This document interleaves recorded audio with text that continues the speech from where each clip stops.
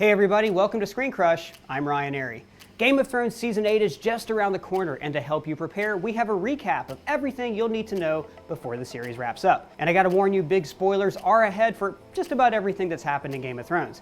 Now, a lot has happened in this show, so we're gonna have to cut out a lot of stuff. Like this guy, and this lady. Why? Because they're dead, and they don't matter. You know who else is dead? The little dog from Frasier. And so's this dog, and this cat. All these animals are dead now. Does that seem brutal? Well, it's Game of Thrones. It only gets worse. The Lannisters send their regards.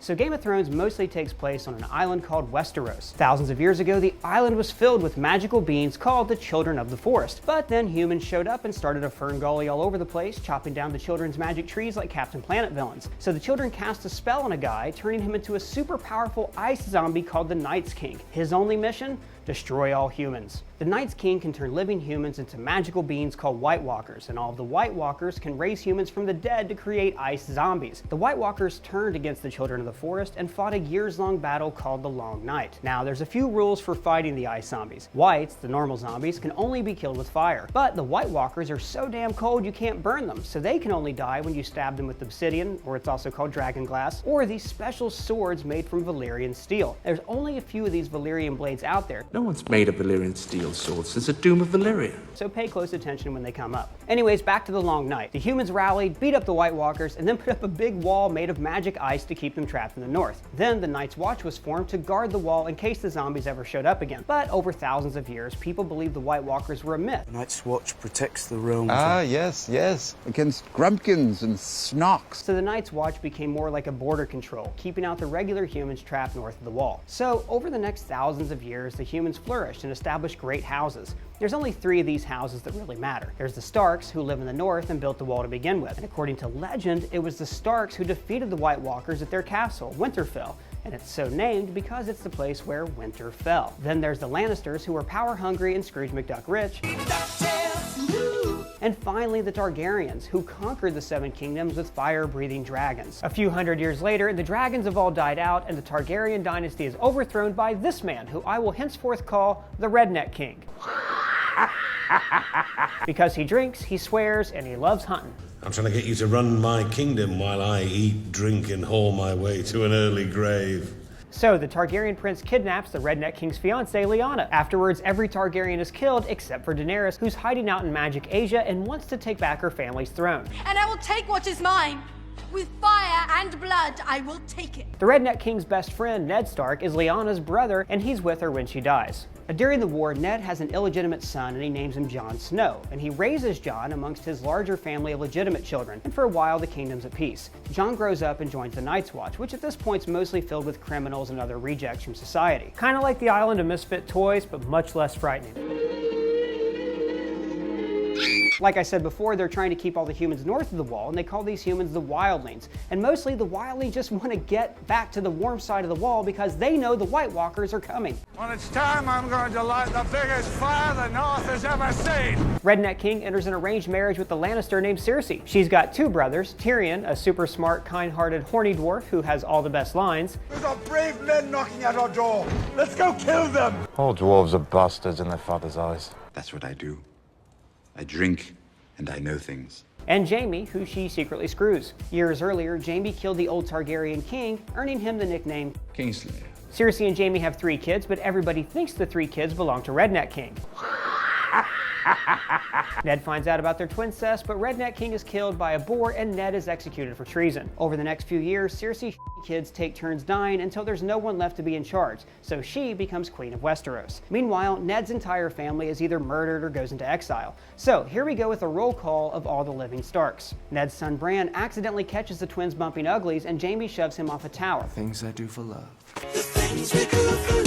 Afterwards, Bran loses the use of his legs, but discovers he has psychic powers with the help of the little drummer boy from Love Actually and his sister Mira. Over the seasons, Bran gets several power upgrades until he maxes out as the 3-eyed Raven. His superpowers include putting his mind into animals, seeing the future, seeing the past, talking to magic trees, and using time travel to melt the mind of a stable boy. Sansa was excited to marry a prince. I love him, and I meant to be his queen and have his babies. 7 hounds. Until the prince turned out to be a sadistic monster. She was married off to another psychopath, but eventually sent dogs to eat his face. And then she becomes the Lady of Winterfell. Command suits you. Arya is the youngest girl, and she likes swords and doing boy stuff. After her dad was killed, she goes on a series of adventures, becomes an assassin, and learns to change her face. Where are you? She returns to Winterfell after taking revenge on the people who killed most of her family. She also meets several supporting characters who will probably be important in this season, like Gendry, the illegitimate son of Redneck King, and the Hound, who used to serve the Lannisters but now spends his time just kind of working on himself. The king. The Hound's scars were a childhood gift from his older brother, the Mountain That Rides. There's a theory that these two brothers will fight in an event that fans have nicknamed Clegane Bowl, because their last names are Clegane Bowl. The Mountain was beaten half to death by this guy. You raped her! You murdered her! How do I reach these kids? Before he rolled over and gouged his head. Afterwards, he was brought back to life as a kind of Frankenstein's monster by a mad scientist named Qyburn. Both Qyburn and the Mountain are fiercely loyal to Cersei. The Hound also almost died, but was nursed back to health by religious House Swearingen, and now he's kinda good. He's been chilling with a group called the Brotherhood Without Banners. That's a group of former knights who forsook the lords and castles and now serve a mysterious red god. It's my fuck. I end up with a band of fire worshippers. Across the sea, Daenerys Targaryen has slowly been building up an army. She has the power to control 3 dragons that she raised from infancy, and it's important to note that these are the only dragons in the entire world. She liberates a slave army and then several slave cities, she earns the loyalty of an army of mean-ass horse lords, and then finally leaves her booty call to rule her conquered cities. She's being served by a freed slave warrior named Grey Worm, who doesn't have a... Dick! Hacker! Private Tubal! Wang! Willie! Johnson! Wiener? Nut! Woody! Yeah. He falls in love with Missandei, who also serves Daenerys and speaks several languages. IMO, this is the best love story in the series, so let me know if you agree with that in the comments below. Another of Daenerys' servants is an old knight named Jorah Mormont, who's deeply in love with her but is trapped deep within the friend zone. Cersei's brother Tyrion was briefly put in charge of the kingdom, then he was framed for the murder of the king, he kills his dad, he runs away, and is brought to Daenerys by Jorah. Tyrion proves he's a valuable advisor. We make peace with our enemies, not our friends. And along with a spy master named Varys, they all sail off to conquer Westeros together. But let's roll back a bit and talk about Jaime Lannister, the Kingslayer. The things we do for love. Jaime was kind of a cocky douche, but he got captured by the Starks, escaped, and went on a long road trip with a badass woman named Brienne of Tarth, who swore an oath to protect the Stark sisters. She and Jaime bond after his sword hand is chopped off and they fight a bear. Turns out Jaime's not that bad of a guy. He only killed the old king because he was going insane and he was going to burn down the city. Turns out Jaime's just a misunderstood guy who loves his sister way too much. He gives Brienne a sword that's made of Valyrian steel, and she travels north to serve Sansa along with her new squire, Podrick, who also used to work for Tyrion. Remember, Valyrian steel is important because it can kill White Walkers. As of now, all of these people have Valyrian steel blades. But now let's talk about the Greyjoys, a family of pirate kings that are kind of the Jerrys of the kingdom. I'm not good at anything. Damn it, Jerry! There's Theon, who was heir to his father's house before getting his wiener cut off. Now he's got a bad case of the Chihuahua face. He's all trembles and stares. There's also his sister Yara, a total fierce badass, and their uncle Euron, a regicidal maniac who steals Yara's birthright. Euron promises Cersei a fleet of ships in exchange for her hand in marriage. He captures Yara, and then Theon sails off to rescue her. Like Kurt Russell in the Christmas Chronicles, he's finally found his sack. Yara! But let's get back to Jon Snow, who at one point pulls a Johnny Utah from Point Break going undercover with the wildlings. But instead of surfing, he climbs a wall and he falls in love with Ygritte instead of Patrick Swayze. You know nothing, Jon Snow. He befriends Tormund Giantsbane, a wildling fighter with the hots for Brienne of Tarth. He rises through the ranks of the Night's Watch to become Lord Commander. His best friend is a kind-hearted, cowardly scholar named Sam, who falls in love with the wildling named Gilly and adopts her baby. At this point in the story, Sam basically researches whatever the plot needs to happen, like how to kill White Walkers, cure Jorah's lethal skin rash, and who Jon's real mom is, but we'll get to that in a second. Jon discovers the White Walkers have returned, so he offers the wildlings asylum and free passage through the wall so they'll be able to take farming jobs that no one else wants. Anyways, the Night's Watch rejects Jon's progressive approach to wildling immigration, and he's killed. for the watch.